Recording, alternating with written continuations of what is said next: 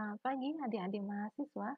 Kita bertemu kembali dalam kuliah Teknologi Sediaan Liquid Semi Solid. Kali ini dengan topik formulasi sediaan larutan. Minggu kemarin kita sudah belajar bersama tentang praformulasi, sehingga minggu ini kita akan pelajari bersama bagaimana memformulasinya. Formula umum dalam sediaan larutan terdiri dari zat aktif dan eksipien-eksipien yang dibutuhkan.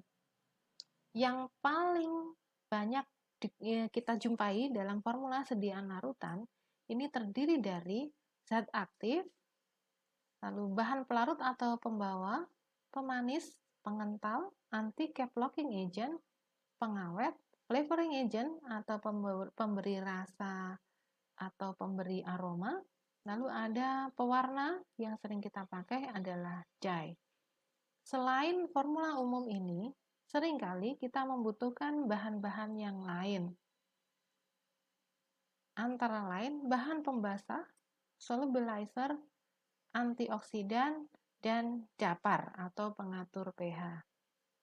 Yang ini tidak wajib, tetapi kita tambahkan jika memang diperlukan dalam formula. Kita akan bahas satu persatu. Kita bahas satu persatu. Yang pertama, pelarut atau pembawa. Pilihan pertama dalam pembuatan sediaan larutan sebagai bahan pelarut atau pembawa, pilihan pertamanya adalah larutan aqueous. Kenapa demikian? Kita ingat bahwa 80% tubuh kita ini terdiri dari air. Jadi, ketika kita gunakan solvent aqueous atau solvent yang mengandung air, maka kita harapkan akan kompatibel secara fisiologis, sehingga larutan aqueous ini yang paling banyak digunakan. Masalahnya adalah zat aktif ini tidak semuanya mudah larut di dalam air, sehingga kita perlu mempelajari metode apa saja yang bisa kita gunakan untuk meningkatkan kelarutan zat aktif di dalam larutan aqueous. Yang pertama adalah dengan cara kosolvensi. Kosolven atau pelarut pembantu kita tambahkan ke dalam air sehingga kelarutan obat dalam campuran tersebut akan meningkat. Ini sangat membantu untuk meningkatkan kelarutan dari elektrolit-elektrolit lemah dan bahan obat yang sifatnya nonpolar. Berikut adalah contoh kosolven yang sudah banyak dipublikasikan. Yang pertama adalah kita gunakan kosolven propilen glikol untuk meningkatkan kelarutan dari cotrimoxazole. Selanjutnya, paracetamol. Kita kenal paracetamol memiliki sifat sukar larut di dalam air. Sehingga untuk melarutkan paracetamol, kita tambahkan kosolven berupa alkohol dan propilen glikol. Jadi untuk paracetamol ini kita butuh kosolven lebih dari satu. Yang paling mudah kita jumpai adalah alkohol dan propilen glikol. Tentu saja jadi tantangan ketika kita diminta untuk memformulasi sediaan larutan dari paracetamol yang tidak mengandung alkohol. Nah, ini jadi menarik nih, jadi salah satu topik untuk praktikum.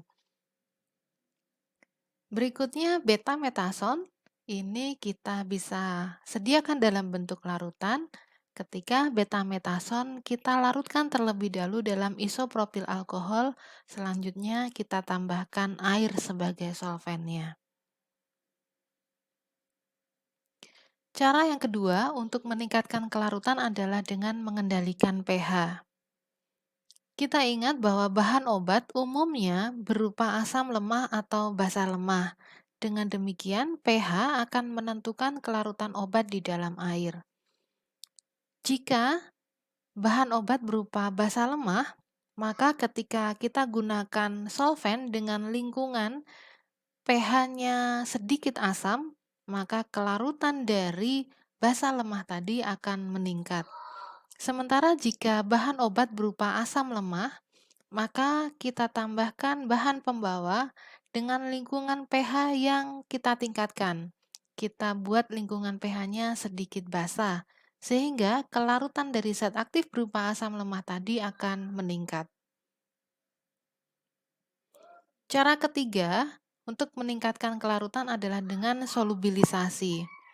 Jadi suatu obat yang memiliki sifat tidak larut atau sangat sukar larut, kita bisa tambahkan surfaktan.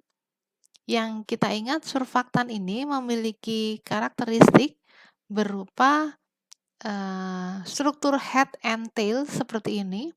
Bagian head-nya adalah gugus polar, sementara bagian tail berupa rantai panjang hidrokarbon. Nah, obat yang sifatnya tidak larut atau sangat sukar larut ini tentu saja memiliki karakteristik non-polar.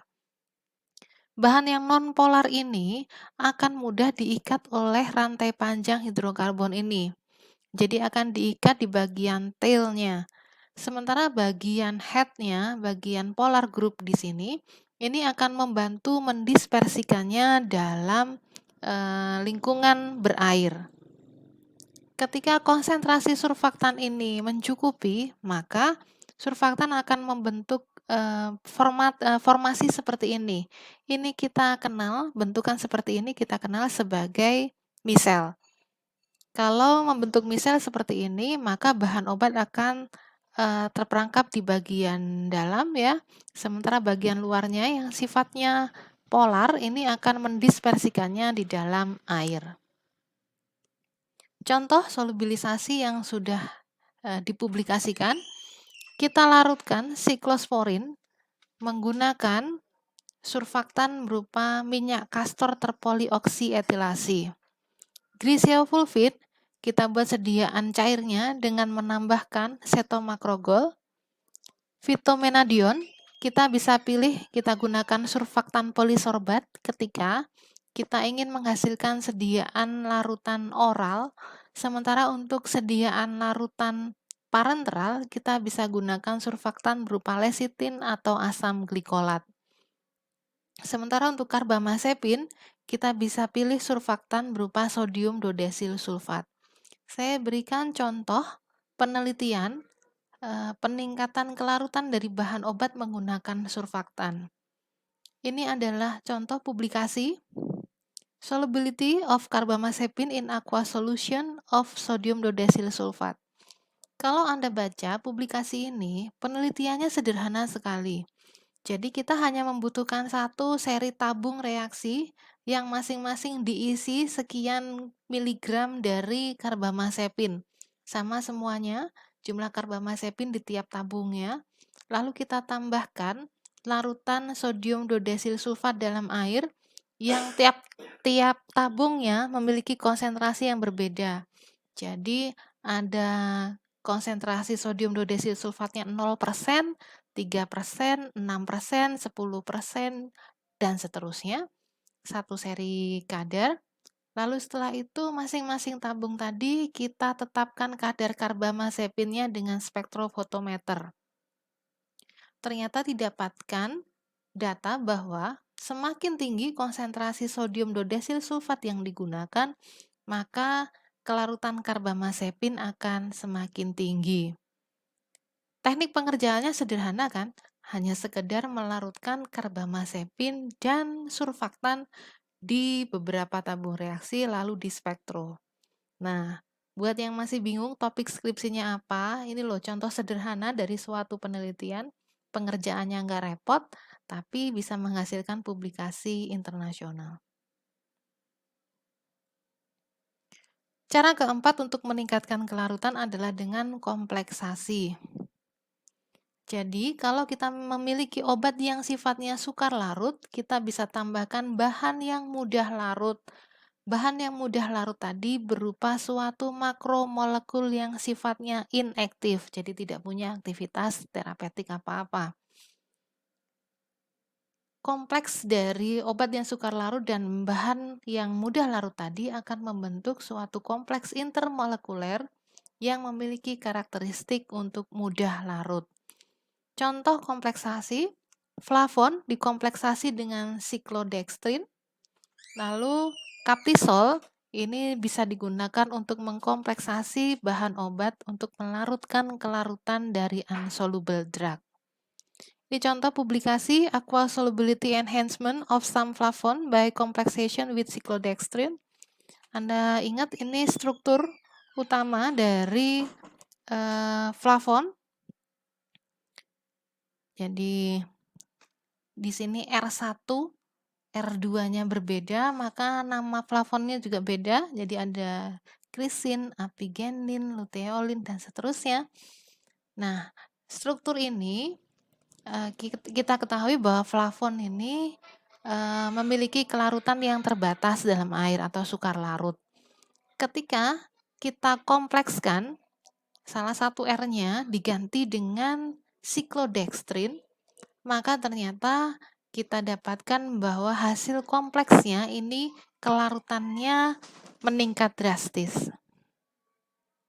Lalu tadi yang saya sebutkan sebelumnya adalah kaptisol. Kaptisol ini adalah modifikasi atau turunan dari siklodextrin yang sudah dipatenkan. Nah, ini merupakan polyanionic beta siklodextrin. Ini sudah diketahui bisa digunakan untuk mengkomplekskan beberapa bahan obat untuk menghasilkan larutan jernih yang bisa dihantarkan secara parenteral. Jadi sudah dipasarkan dalam bentuk sediaan injeksi. Berikutnya, cara yang kelima untuk meningkatkan kelarutan adalah dengan modifikasi kimia. Perubahan struktur molekul obat untuk memperoleh derivat yang larut air. Jadi yang ini, modifikasi kimia ini kita lakukan mulai dari awal ini, mulai dari proses sintesisnya kita sudah lakukan suatu modifikasi sehingga zat aktifnya ini memiliki karakteristik lebih mudah larut. Contohnya, garam sodium fosfat dari hidrokortison, prednisolon, dan betametason. Bentuk garamnya ini lebih mudah larut daripada bentuk base-nya. Lalu garam sodium suksinat dari kloramfenikol ini juga kelarutannya lebih tinggi. Cara yang keenam adalah dengan mengendalikan ukuran partikel. Karena partikel dengan diameter kurang dari 1 mikron dapat mempengaruhi kelarutan obat. Itulah sebabnya maka sekarang berkembang penghantaran obat dalam bentuk nanopartikel. Jadi skalanya sudah nano, ya, kurang dari 1 mikron. Ketika ukuran partikel ini dalam skala nano, maka kelarutan obat bisa meningkat drastis. Pilihan bahan pembawa yang kedua adalah larutan non-aqueous. Jadi bahan pembawanya tidak mengandung air. Sistem non-aqueous ini kita gunakan jika bahan obat tidak stabil dalam sistem aqueous. Jadi misalnya bahan obatnya terhidrolisis, maka kita tidak gunakan air sebagai bahan pembawa. Yang kedua, ingredient tidak dalam kondisi cairan pada berbagai temperatur penyimpanan. Ketika tidak berada dalam kondisi cairan pada berbagai temperatur, mau dipanaskan juga nggak bisa cair begitu, butuh temperatur yang amat tinggi untuk bisa melelehkan. Ini salah satu indikasi bahwa kelarutannya sangat kurang di dalam air. Maka kita ingat kalau kelarutannya sangat rendah di dalam air, berarti karakteristik bahan obat tersebut lebih mungkin kalau bahan obat tadi sifatnya non-polar. Maka pelarut yang cocok juga yang sama-sama non-polar. Maka kita bisa gunakan sistem non-aqueous untuk melarutkan. Sistem non-aqueous lebih menguntungkan untuk menghantarkan bahan obat tertentu. Misalnya injeksi intramuskular, larutan ester testosteron dan estradiol yang ditujukan untuk sistem depo. Obat-obat hormonal ini yang sering kali kita jumpai untuk sediaan apa? Sediaan KB misalnya. Nah, untuk sediaan KB dengan cara injeksi, ini suntikannya intramuskular, jadi nggak tiap hari disuntikin gitu ya. Jadi cukup sekali disuntik ini zat aktifnya bisa tersedia dalam sirkulasi sistemik ini sampai dengan 1 bulan, misalnya seperti itu. Caranya gimana terus? Habis disuntik kok bahan aktifnya bisa tersedia sampai 1 bulan? Karena sistemnya sistem depo. Jadi bahan obat dilarutkan dalam bahan pembawa yang sifatnya non-aqueous, sehingga ketika diinjeksikan, bahan obat dalam bahan pembawa yang non-aqueous tadi akan tetap berada di lokasi tempat diinjeksikan. Ini intramuskular tadi. Akan berada di sana terus, baru zat aktifnya ini akan berdifusi perlahan untuk memasuki sistem sistemik. Karena difusinya perlahan, jadi seakan-akan bahan obat itu dilepaskan lepas lambat. Jadi zat aktifnya bisa memberikan aktivitas terapeutik dalam jangka waktu yang panjang. Itulah sistem depo. Contoh pelarut non-aqueous, yang pertama ada minyak tumbuhan, merupakan minyak tidak menguap yang terutama terdiri dari ester-ester asam lemak dari gliserol. Contohnya minyak almond, minyak zaitun, minyak sesame, minyak jagung, dan seterusnya. Yang kedua adalah alkohol. Tentu saja kalau bahan pembawanya alkohol ini untuk menghasilkan sediaan larutan yang digunakan untuk eksternal, tidak untuk diminum atau peroral. Etanol merupakan yang paling banyak digunakan karena sifatnya yang cepat menguap dan adanya efek dingin. Misalnya kalau kita mau memproduksi sediaan lotion asam salisilat. Karena sifat dari alkohol ini toksik, maka pelarut alkohol hanya digunakan pada konsentrasi rendah, yaitu sebagai kosolven bersama dengan air. Pelarut non-aqueous yang ketiga adalah alkohol polihidrat. Propilen glikol merupakan alkohol polihidrat yang paling banyak digunakan. Propilen glikol ini digunakan sebagai kosolven lazimnya bersama dengan air dan gliserol. Jadi tidak terus sebagai solven yang keseluruhannya adalah propilen glikol, tidak. Tetapi propilen glikol ini digunakan dalam jumlah yang terbatas. Propilen glikol digunakan untuk formulasi injeksi, contohnya untuk injeksi digoxin, fenobarbital, diazepam, dan lain-lain. Yang keempat adalah parafin cair. Parafin cair ini merupakan pilihan untuk pelarut bagi penggunaan topikal.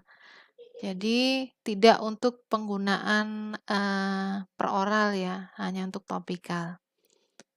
Masalahnya ketika kita gunakan parafin cair adalah teksturnya atau sifatnya yang greasy atau berminyak sehingga dirasakan kurang menyenangkan.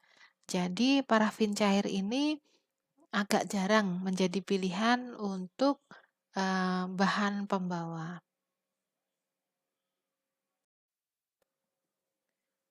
Eksipien yang kedua dalam sediaan larutan adalah pemanis. Pemanis kita bisa bedakan antara pemanis alami dan pemanis buatan. Dari semua jenis pemanis yang menjadi pilihan pertama dalam pembuatan sediaan larutan tentu saja adalah sukrosa. Sukrosa alias gula pasir ya, gula yang biasa kita pakai untuk membuat minuman sehari-hari. Sukrosa di dalam sediaan larutan bisa membentuk larutan yang tidak berwarna dan stabil pada pH antara 4 sampai 8. Sukrosa pada konsentrasi yang tinggi mampu untuk menutup rasa pahit atau asin yang biasanya zat aktif ini atau bahan obat memiliki rasa pahit atau rasa asin. Sukrosa ini juga sekaligus bisa berfungsi untuk meningkatkan viskositas, jadi nanti sediaannya akan lebih mudah untuk dituang. Dan karena sukrosa ini sudah lazim digunakan sehari-hari untuk konsumsi sehari-hari, maka Sukrosa ini memberikan tekstur yang dianggap menyenangkan di mulut karena memang rasanya sudah dikenali. Pemanis alami selain sukrosa yang bisa digunakan di industri farmasi antara lain adalah sorbitol, manitol, dan xilitol. Sorbitol, manitol, dan xilitol ini memiliki tingkat kemanisan yang kurang lebih antara 0,5 sampai 0,7 kali lipat dari kemanisan sukrosa. Sorbitol,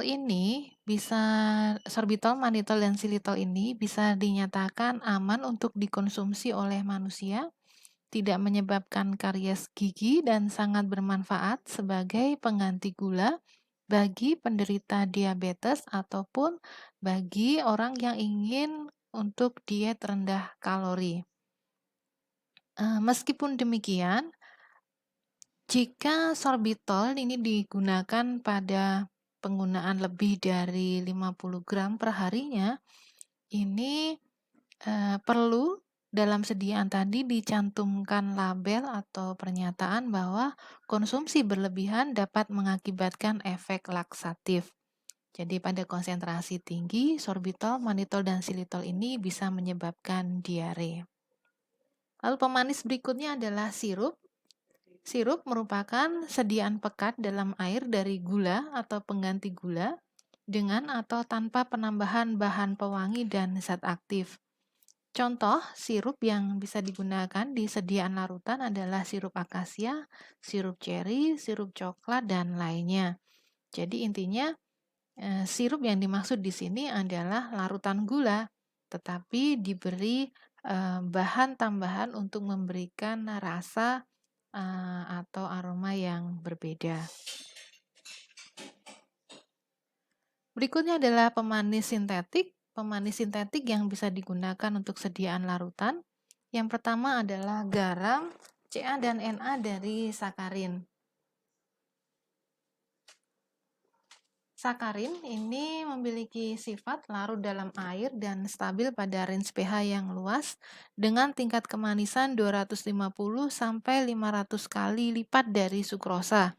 Jadi bisa dibayangkan kalau kita misalnya mau membuat 1 gelas teh manis itu butuh 2 sendok makan gula pasir atau sukrosa. Dengan sakarin ini kita mungkin hanya butuh seujung sendok saja, sudah memberikan rasa manis yang sama. Jadi sakarin ini akhirnya banyak digunakan juga untuk para pedagang kaki lima untuk memberikan rasa manis tanpa perlu menggunakan gula. Jauh lebih hemat, lebih murah harganya.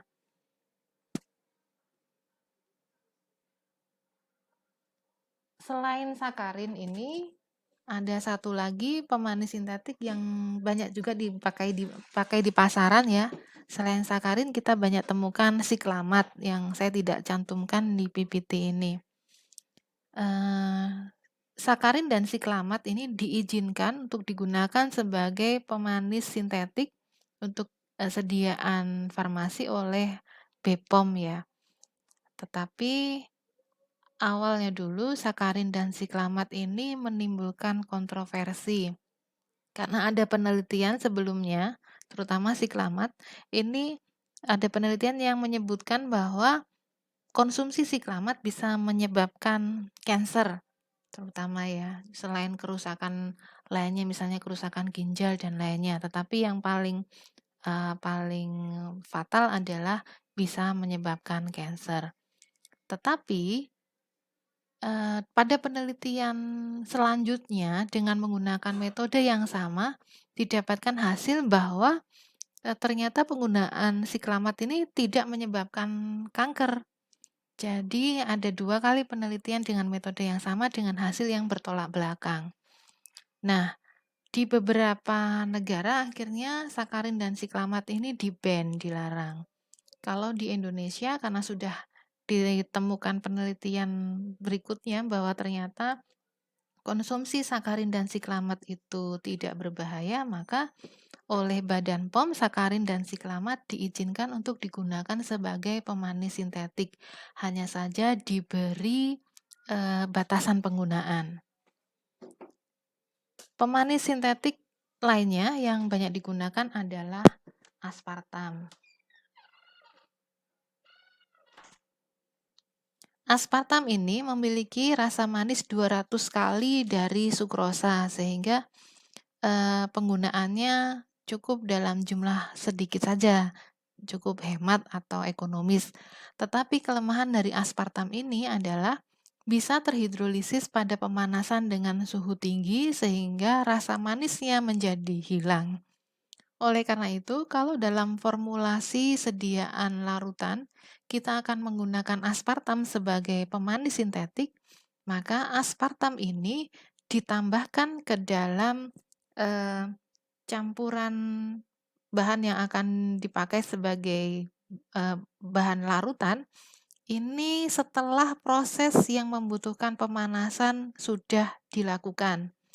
Jadi misalnya mau melarutkan bahan-bahan yang lain butuh pemanasan, maka lakukan dulu pemanasan untuk melarutkan yang lain, aspartamnya tidak dimasukkan dulu. Nanti setelah kembali ke suhu kamar, jadi sudah dingin kembali, baru aspartamnya dimasukkan untuk dihomogenkan. Jadi aspartam ditambahkan setelah proses yang membutuhkan pemanasan itu selesai dilalui. Jika Anda mengamati, aspartam ini banyak digunakan untuk sediaan minuman berkemasan. Kalau Anda membeli minuman berkemasan yang mengandung aspartam, coba diamati di bagian kemasan, seringkali Anda jumpai ada peringatannya, hati-hati fenilketonurea. Ya, kenapa kok ada peringatannya, hati-hati fenilketonurea? Karena aspartam ini di dalam tubuh akan dimetabolisme dengan hasil metabolisme antara lain berupa fenilalanin. Nah, bagi orang-orang yang secara genetik ini sulit untuk memetabolisme fenilalanin, ini bisa menyebabkan peningkatan kadar fenilalanin di dalam darah, alias terjadi akumulasi di dalam darah. Nah, akibatnya ternyata dalam jangka panjang ada resiko terjadinya penurunan fungsi otak. Ya, jadi untuk penggunaan aspartam ini selalu dalam kemasan diberi peringatan hati-hati fenilketonurea. Walaupun ya kejadian terjadinya fenilketonurea ini untuk ras bangsa kita ini amat sangat sedikit gitu ya.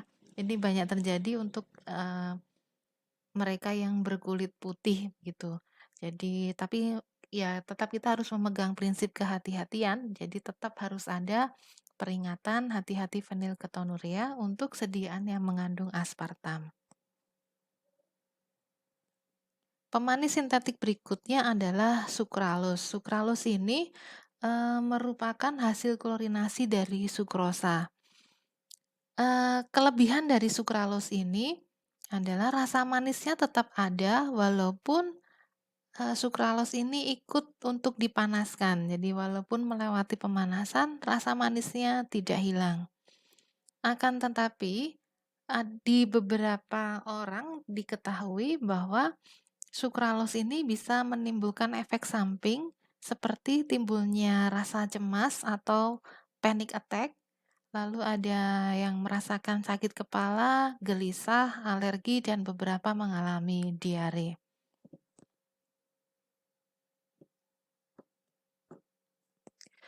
Pemanis berikutnya yang bisa digunakan adalah asesulfam dan neotam. Ini silahkan keterangan lebih lanjutnya dari pemanis sintetik Anda bisa lihat, Anda baca sendiri di Peraturan BPOM nomor 4 tahun 2014. Bahan berikutnya yang kita perlukan untuk membuat sediaan larutan adalah pengental. Pengental ini kita gunakan untuk memudahkan pada saat penuangan, yaitu proses menuang dan menakar di sendok takar Agar lebih tepat, maka kita butuh larutan ini sedikit lebih viscous. Dengan adanya pengental, ini akan membantu sediaan tetap berada pada tempatnya.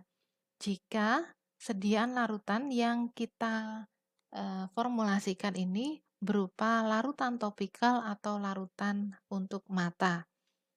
Contoh pengental yang bisa digunakan ada povidon, hidroksietil selulosa, atau karbomir. Karbomir ini di pasaran kita lebih kenal dengan nama karbopol.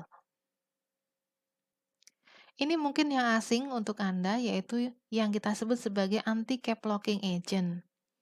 Pernah mengalami beli sediaan minuman atau sediaan obat yang mengandung banyak gula, lalu ketika diputar tutupnya hanya muter saja tapi tidak mau terbuka, tidak mau dibuka tutup botolnya. Nah, itu yang kita sebut sebagai cap lock. Cap lock ini terjadi karena adanya kristalisasi gula pada daerah leher botol, sehingga di bagian ulirnya tutup botolnya ini ada kristal gulanya yang mengakibatkan tutup botolnya ini lebih sulit untuk dibuka. Jadi hanya muter saja tapi tidak mau dibuka gitu ya. Nah, untuk mencegah kristalisasi gula pada daerah leher botol ini, kita perlu tambahkan anti-cap locking agent. Yang bisa berfungsi sebagai anti-cap locking agent adalah alkohol polihidrik seperti sorbitol, gliserol, atau propilen glikol. Yang paling umum digunakan adalah sorbitol sebanyak 15-30% dari total formula. Kenapa kok sorbitol yang paling banyak digunakan? Kita ingat tadi sorbitol ini juga memiliki keunggulan lain, yaitu memberikan rasa manis. Sehingga kita bisa pakai sorbitol sekaligus sebagai pemanis dan anti-cap locking agent. Jadi sorbitol ini yang paling banyak digunakan. Yang kelima adalah bahan pengawet atau preservatif. Pengawet atau preservatif ditambahkan pada sediaan untuk mencegah pertumbuhan mikroorganisme. Syarat preservatif tentu saja harus efektif melawan mikroorganisme, terutama yang diharapkan adalah yang berspektrum luas, lalu stabil secara fisika, kimia, dan microbiological selama lifetime product.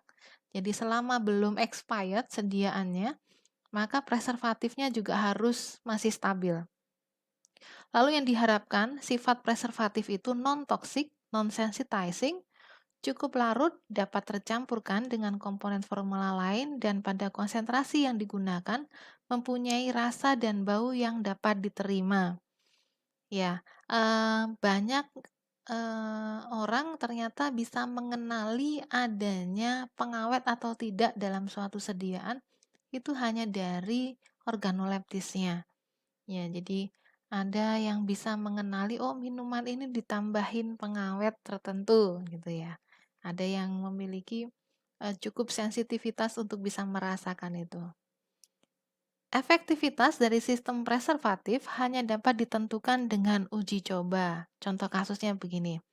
Ester asam parahidroksibenzoat ini bisa diserap oleh misel surfaktan non-ionik. Jadi tadi kita ingat untuk meningkatkan kelarutan bahan obat kadangkala kita perlu tambahkan surfaktan. Nah, ternyata ada surfaktan non-ionik ini yang bisa mengadsorpsi preservatif, terutama kalau preservatif yang dipakai adalah ester dari asam parahidroksibenzoat. Karena pengawetnya diserap oleh surfaktan, maka efektivitasnya sebagai antimikroba hilang. Tetapi kalau misalnya kita tetapkan kadar dari pengawet secara spektrofotometri misalnya, kita spektro lalu ditetapkan kadar ester asam parahidroksibenzoatnya, kita dapatkan kadarnya masih sama seperti ketika awal diformulasi. Tetapi aktivitasnya sebagai pengawet hilang.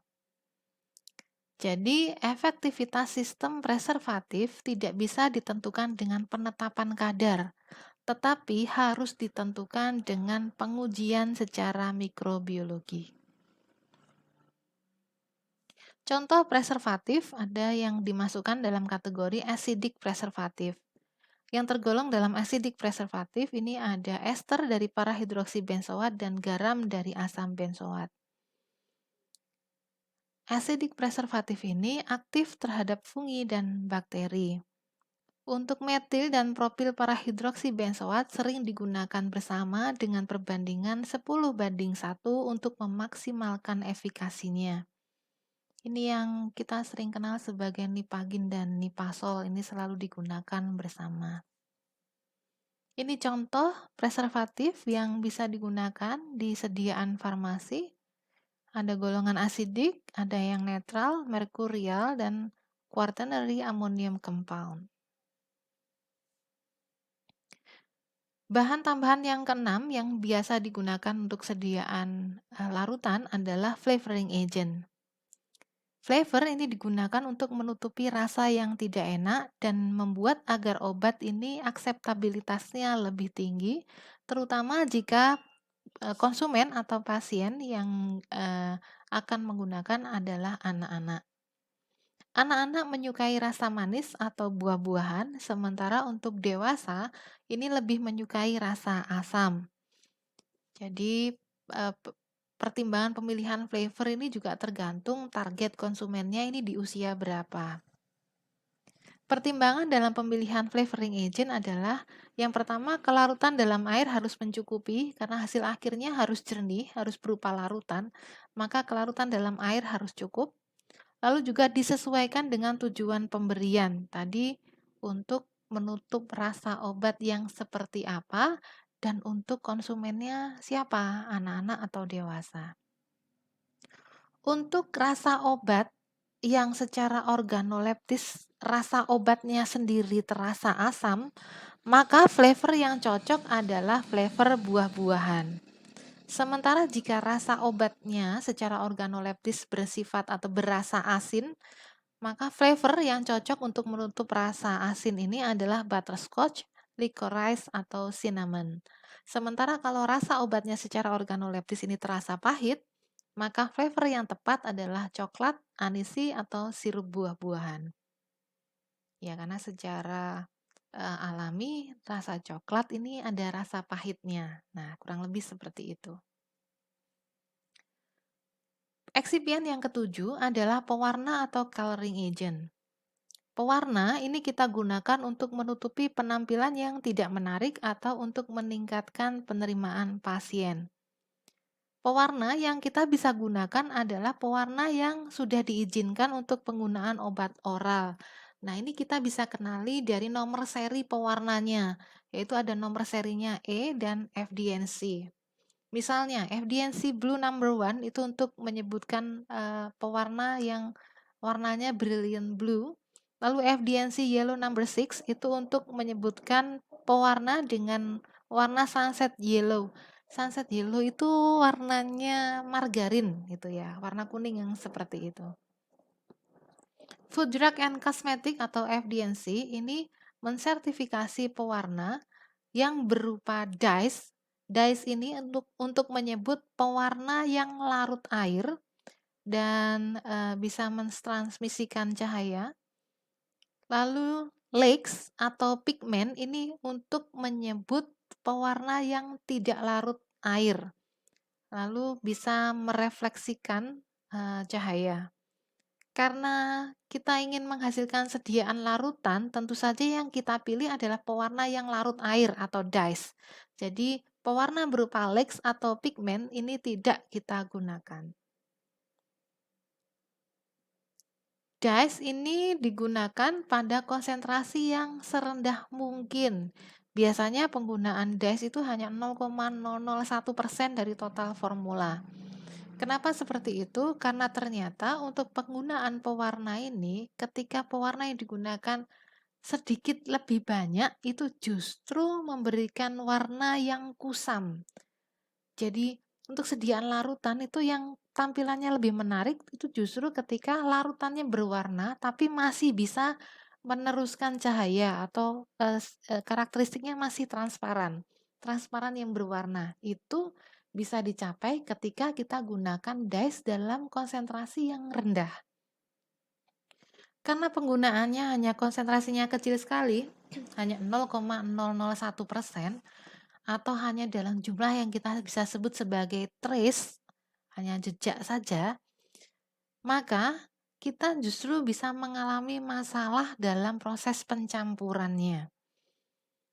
Karena mencampurkan sesuatu yang sangat kecil di dalam total campuran dalam jumlah banyak itu lebih sulit. Jadi untuk mencampurkan jumlah yang kecil ini kita harus melarutkan terlebih dahulu dengan bahan pembawa yang kita gunakan untuk membuat sediaan larutan. Kita campurkan dulu antara pewarna dengan sedikit bahan pembawa sehingga jumlah total cairan yang mau ditambahkan itu jadi mencukupi untuk bisa dicampur dengan lebih baik. Jadi ambil sedikit bahan pembawa untuk melarutkan dyes-nya, pewarnanya, baru setelah itu campuran pewarna dalam pembawa tadi kita campurkan dalam tangki besar yang berisi bahan-bahan lainnya. Karena jumlah dari pewarna ini mempengaruhi hasil akhir tampilan dari sediaan, maka kita perlu mengingat bahwa konsentrasinya harus tepat dalam satu batch-nya. Karena sedikit saja kelebihan atau sedikit saja kekurangan dari zat pewarna akan menghasilkan warna yang shade-nya itu menjadi sedikit berbeda dari batch-batch yang lain.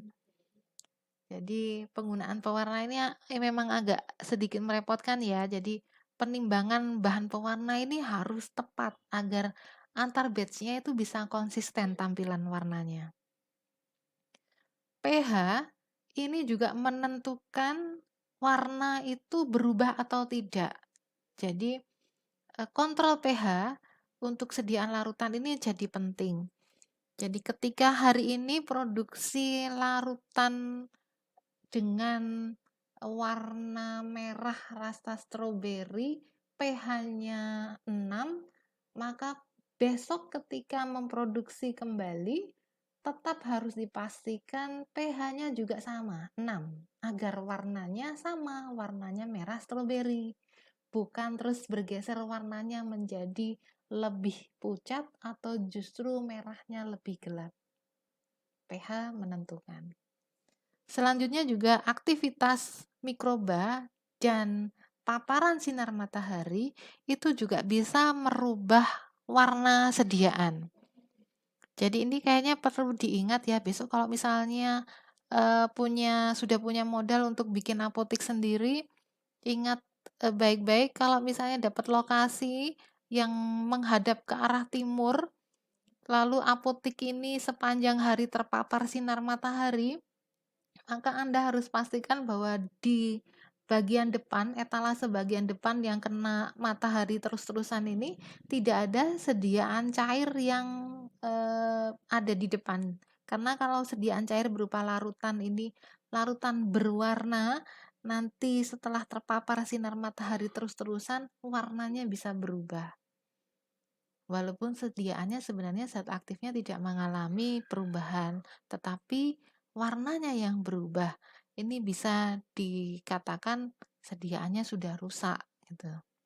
Jadi kalau misalnya dapat lokasi apotik kok menghadap ke timur, maka perlu dipikirkan bagaimana solusinya biar sediaan yang cair-cair ini tidak terpapar sinar matahari terus-terusan gitu. Jadi pindahkan letaknya agar yang di bagian depan itu bukan bahan-bahan yang stabilitasnya bisa terpengaruh oleh adanya cahaya.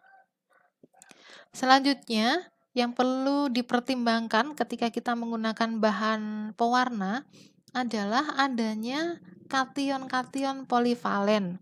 Misalnya Ca2+, Mg2+, Al2+, ini ternyata bisa mengikat bahan pewarnanya sehingga stabilitas bahan pewarna dalam sediaan itu menjadi tidak stabil. Jadi bisa jadi setelah disimpan lama-lama kok warnanya seperti ada bercak-bercak, ada daerah yang warnanya lebih gelap ketimbang daerah yang lain. Ini bisa jadi diakibatkan adanya kation-kation ini. Lalu ada bahan pewarna tertentu, FDNC Blue number 2 dan FDNC Red number 3, maaf, ini diketahui stabilitasnya di dalam larutan ini rendah, sehingga FDNC Blue number 2 dan FDNC Red number 3 itu tidak pernah digunakan untuk sediaan farmasi berupa larutan. Berikutnya, ini adalah salah satu bahan pembawa yang tidak wajib, yaitu dapar. Dapar ini bisa kita tambahkan di dalam formula sediaan larutan untuk mempertahankan pH sediaan agar sediaan tetap efektif dan stabil. Jadi dapar ini tidak selalu dibutuhkan. Dapar dibutuhkan bila ada pH spesifik yang mendukung stabilitas optimum dan atau menurunkan kelarutan. Masih ingat di kuliah sebelumnya di bagian praformulasi, saya singgung data praformulasi tentang stabilitas dari asetazolamid. Asetazolamid stabil pada pH tertentu, lalu kelarutannya tinggi pada pH tertentu. Nah, ada data praformulasi seperti itu. Itu menentukan nanti ketika kita memformulasi, kita butuh dapar atau tidak, gitu ya. Jika ada pH spesifik yang mendukung stabilitas optimum atau mendukung kelarutan dari zat aktif, maka kita butuhkan dapar. Contoh dapar ada dapar karbonat, sitrat, glukonat, laktat, fosfat, tartrat, borat. Ini bagaimana prosedur pembuatannya, Anda bisa lihat di Farmakope Indonesia. Kriteria dalam pemilihan dapar yang pertama, kapasitasnya memadai dalam kisaran pH yang diinginkan.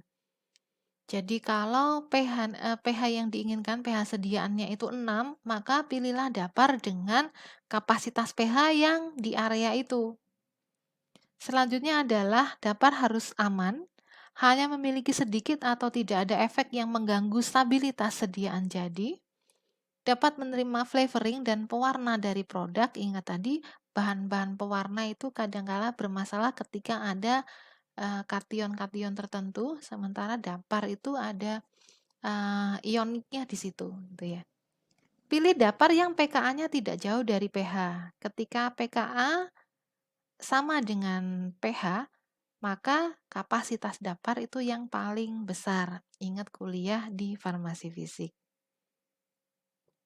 Dapar tidak selalu dibutuhkan bila obat bersifat netral, tidak bermuatan, misalnya kortikosteroid, ini tidak sensitif terhadap perubahan pH. Jadi tidak perlu didapar untuk obat-obat kortikosteroid, tetapi sediaannya tetap perlu dilakukan kontrol pH-nya. Jadi batch hari ini harus dicek pH-nya berapa, besok ketika produksi lagi pH-nya harus sama. Karena ingat, walaupun zat aktifnya tidak terpengaruh atau tidak sensitif terhadap pH, bisa jadi bahan tambahannya atau eksipiennya yang sensitif terhadap pH. Tadi pewarna ini banyak yang sensitif terhadap perubahan pH. Lalu dapar tidak dibutuhkan bila tidak ada data pH kritis.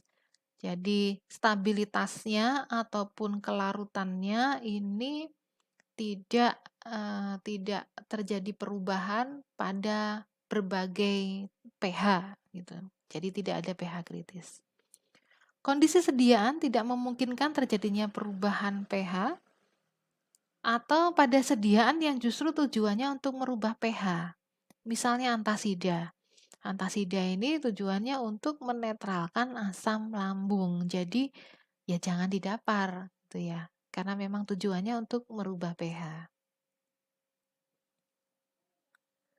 Bahan tambahan yang berikutnya adalah antioksidan. Ini untuk mengendalikan dekomposisi produk karena proses oksidasi.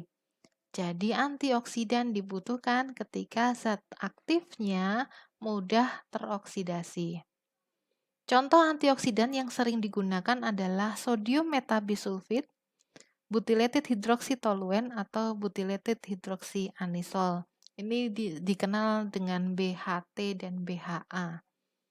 Untuk menekan oksidasi pada sediaan parenteral dosis tunggal, misalnya injeksi nikotinamid dan asam askorbat,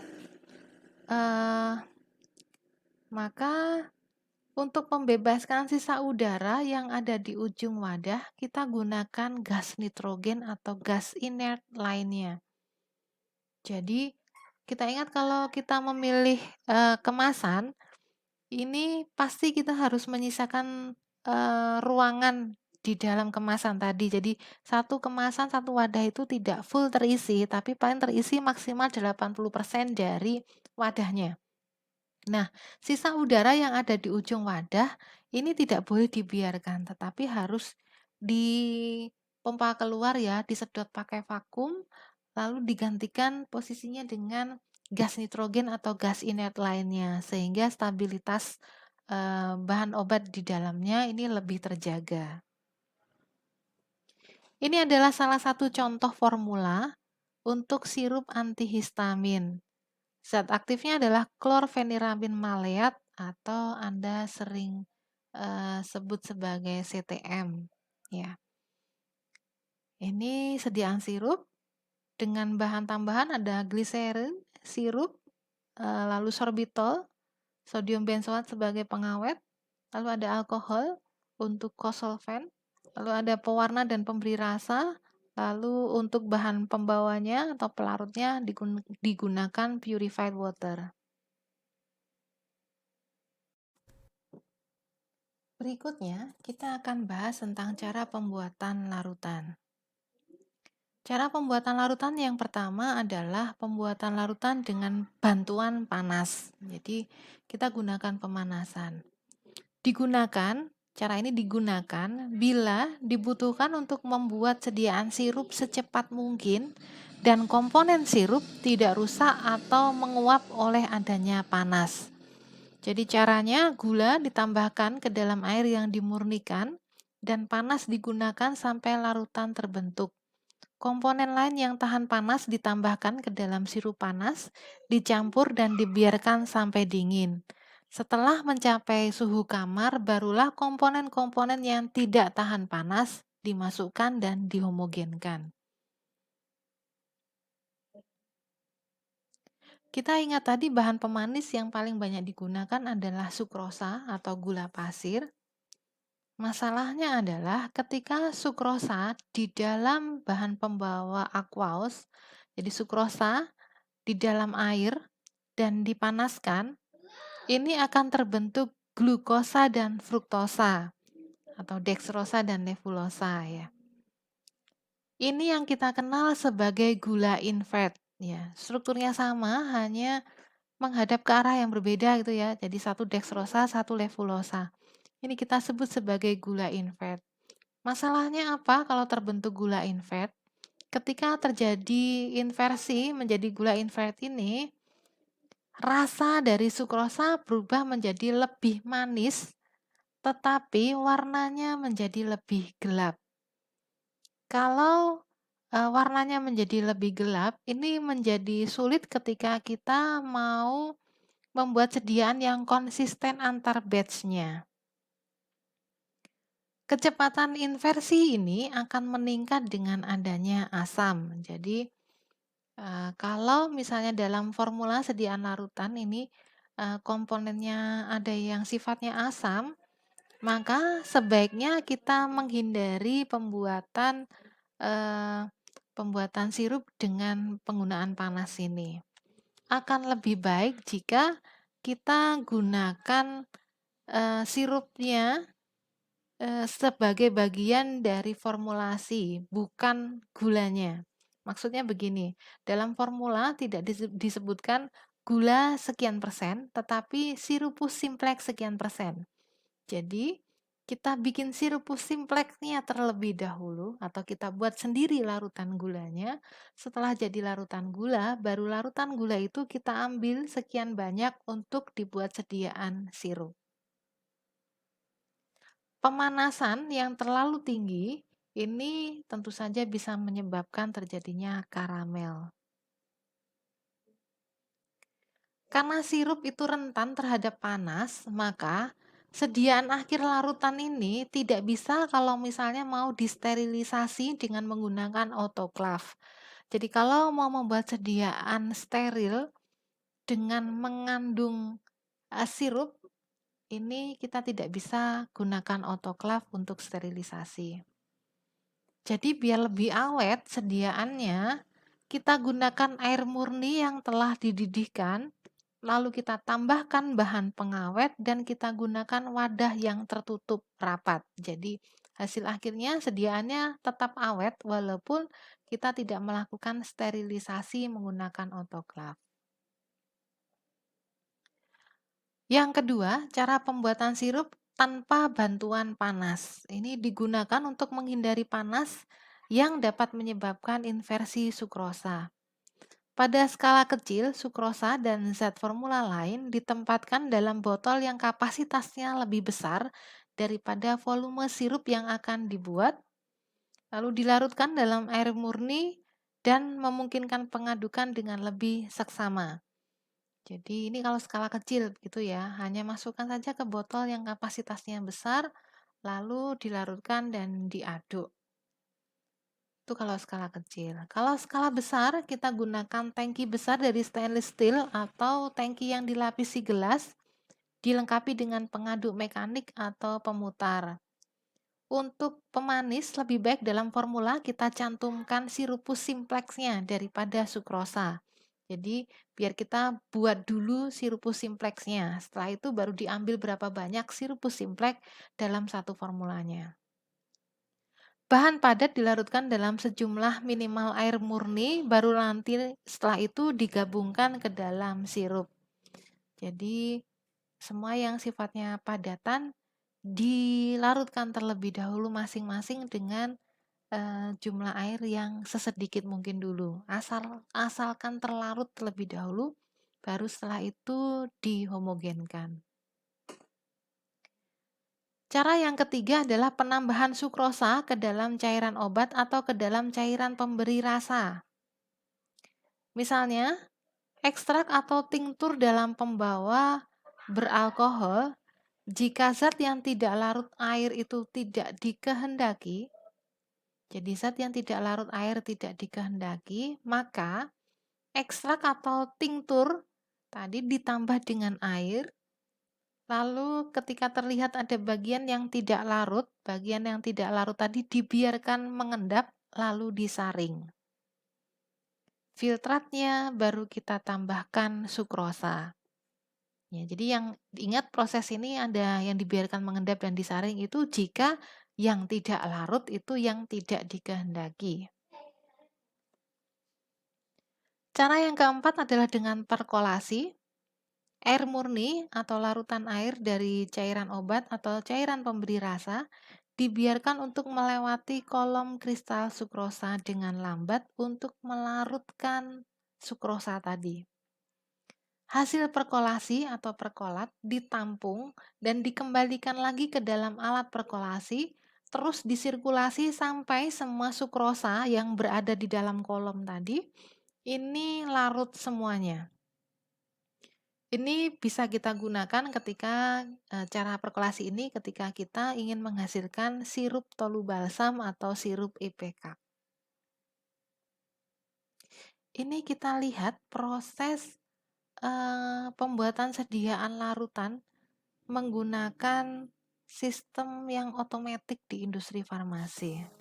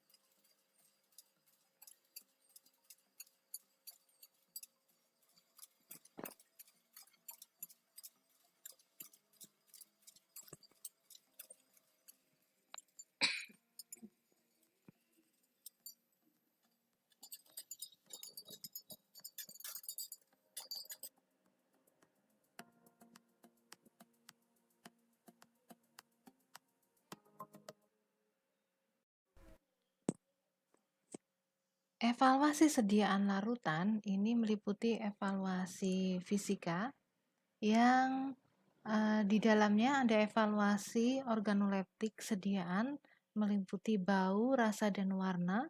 Lalu evaluasi kelengkapan dari sediaan, misalnya etiket, brosur, wadah, dan peralatan.